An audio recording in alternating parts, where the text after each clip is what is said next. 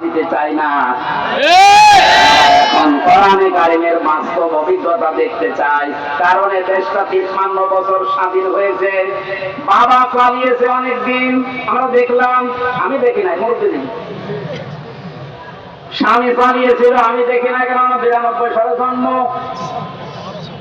মুরব্বিরা দেখেছে, চাচা চালিয়েছিল, আমি দেখেছি না, কানে জানি না, শুনি বউটা তো দেখলাম, ভাবিটা দেখেছি, সবাই তো সবার মতো চালিয়েছে। এখন শুধু দেখতে বাকি আছে যে কোরআন দিয়ে দেশ চললে কেমন দেখা যায়।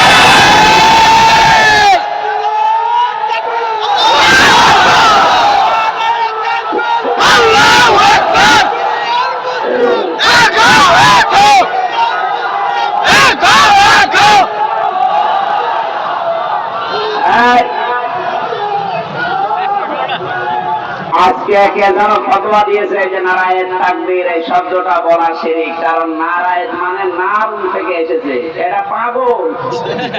নারায়ণ শব্দটা নারতুন থেকে, নারতুন মানে উচ্চ, তাকবীর মানে আল্লাহর আওয়াজ, তাকবীর মানে কি আল্লাহর আওয়াজ, নারায়ণ তাকবীর, এই উচ্চ আওয়াজে আপনি তাকবীর দেন, এই শব্দটা এখান থেকে, ওরা নারায়ণ এখান থেকে নিয়েছে, নারুন মানে আগুনের তাকবীর। এটা আমাদের কলবের, অন্তরের এবং আত্মার সাথে মিশে থাকা একটা তাকবীর। এটা হযরত ওমর যেদিন দিয়েছিলেন, কাফেররা তাড়াতাড়ি করে দরজা জানালা বন্ধ করে বলছে দরকার নেই, ওর সামনে গেলে মাথা থাকবে না। সুতরাং এই তাকবীর আমরা মরণ পর্যন্ত দিতে রাজি আছি।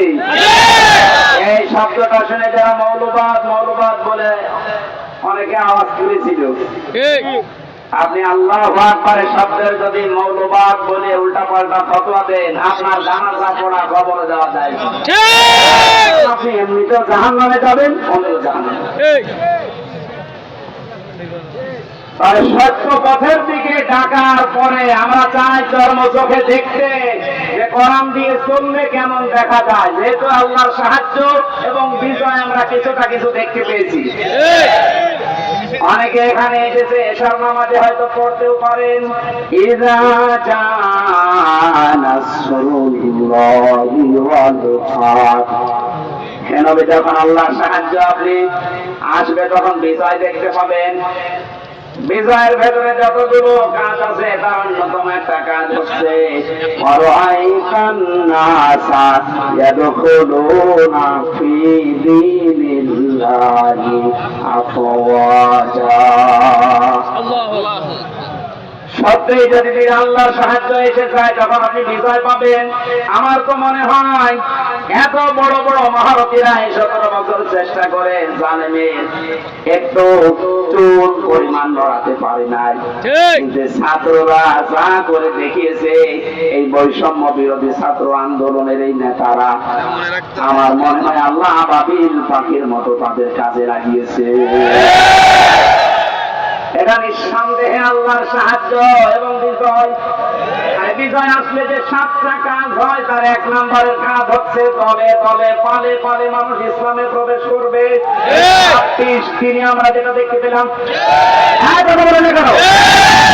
25 দিনে 5 তারিখ থেকে 30 তারিখ পর্যন্ত তাকান, কত হিন্দু আমিরে জামাতের হাতে হাত দিয়ে মুসলমান হয়ে যাচ্ছে, কত জালেম পর্যন্ত নিজের জুলুম স্বীকার করা ইসলামে আসতেছে। আজকের একটা জরিপ পেয়েছি,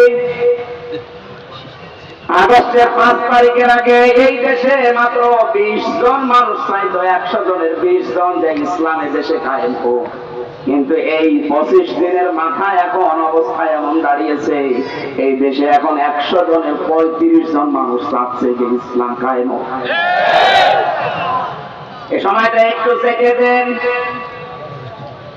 বাংলাদেশে যারা একামতে দিনের দায়িত্ব পালন করে মানুষগুলোর যে ইখলাস আমি দেখেছি।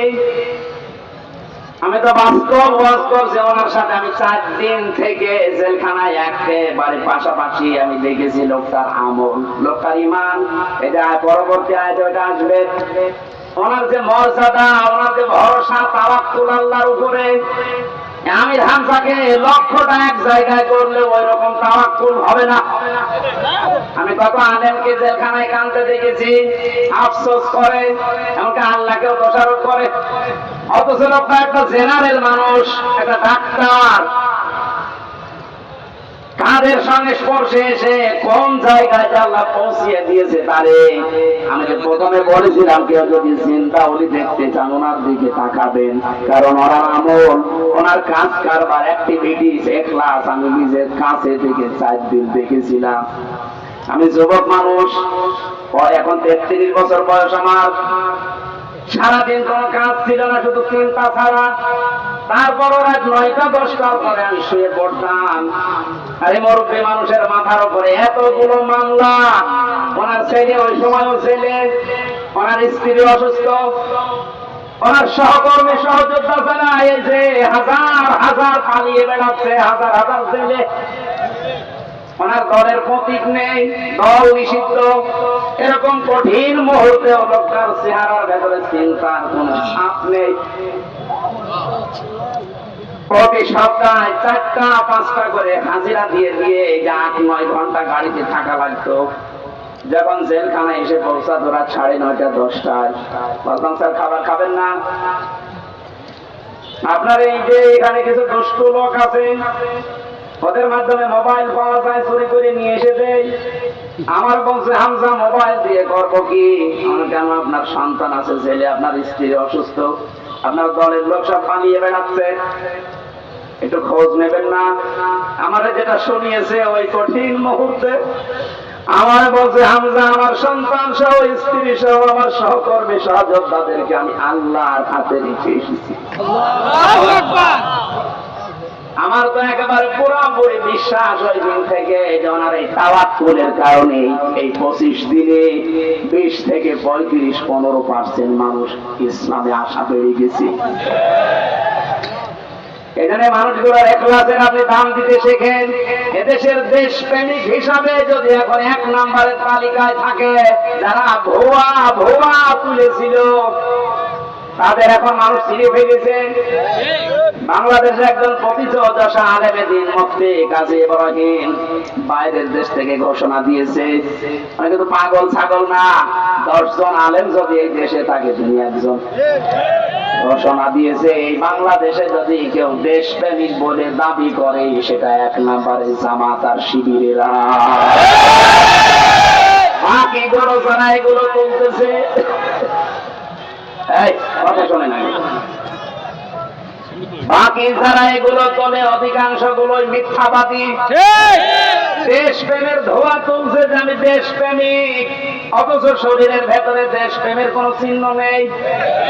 পায়ে যে জুতা দিয়ে আছে বিদেশি জুতা, গায়ে যে শার্ট দিয়েছে বিদেশি শার্ট, এমনকি মাথার চুলেন কাটিং তাও বিদেশি, বিরাজ করে এসেছিল বিদেশি, এমনকি বিয়ে করেছে তাও বিদেশি। কে বলছে দেশ শয়তান এগুলো দেখে হাসতো, এখন মনে হয় শয়তানের হাসি একটু বন্ধ হয়েছে।